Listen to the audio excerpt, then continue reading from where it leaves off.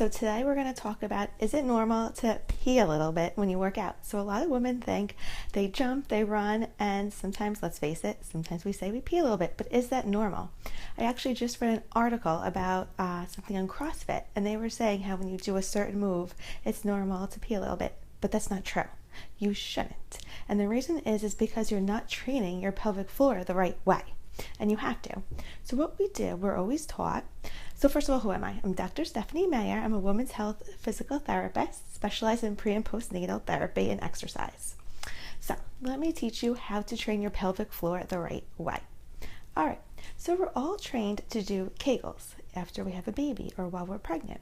And they tell you, to squeeze up kind of like you're holding in pee, like when you go to the bathroom.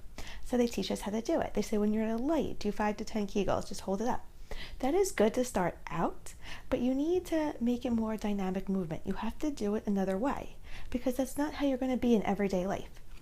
Your pelvic floor works when you move. So before you go to do a certain movement, a certain exercise, a certain dance, it contracts, it turns on before the movement. So you need to train it that way.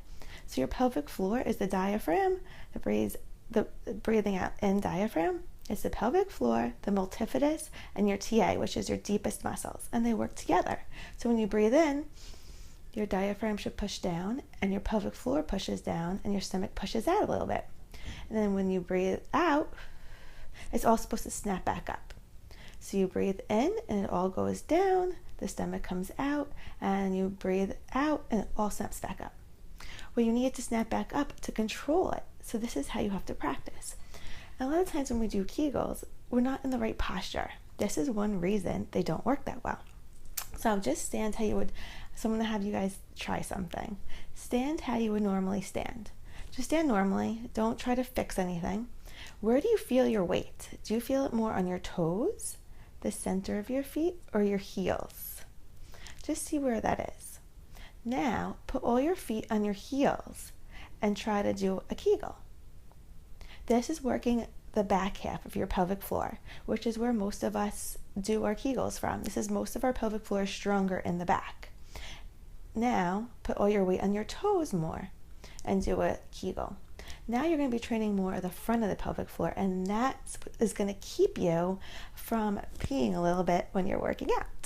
So, a very simple thing to help you guys is first, number one, work on posture. Go into a mirror and look at yourself. You want to make sure you're straight up and down, your weight is more towards the middle of your feet, and you don't want, look at your butt. You don't want your butt, a lot of us roll our hips forward, so we have like a flat butt. That's not right. You want to have a little bit of a butt. Think of a string pulling your butt straight up. Not really your head so much, but like your butt. This gets you in like the perfect alignment.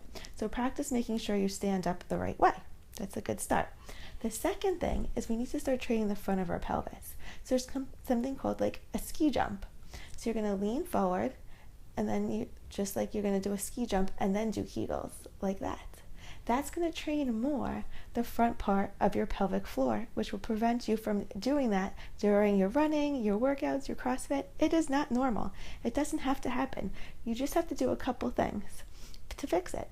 There's a lot of core strengthening, the deep core strengthening, and that's what I want you guys to do. I want you to practice perfect posture, and I also want you to practice leaning on your toes and doing some Kegels that way. So start on your toes, and you're not going to stay like this for the rest of your life, obviously, but this will just give you a good start so you can feel where it's supposed to work, and then you could slowly work your way back up to normal posture. And that's how you can prevent this, and you can thank me later.